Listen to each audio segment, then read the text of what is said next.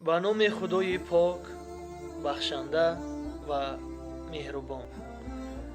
Арзи саломи ман ба ҳамаи шумоён, тамошобинони азиз, ҳамдиёрони бисёр ҳам гиромӣ.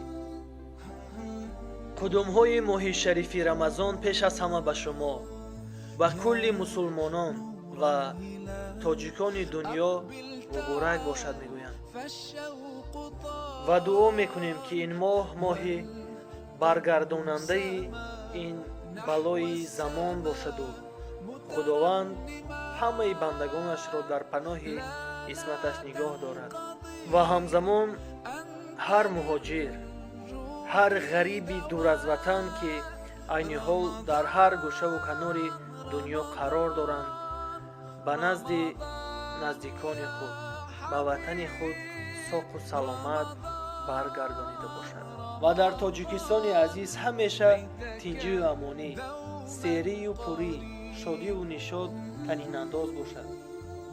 бори дигар моҳи шарифи Рамазон муборак бошад.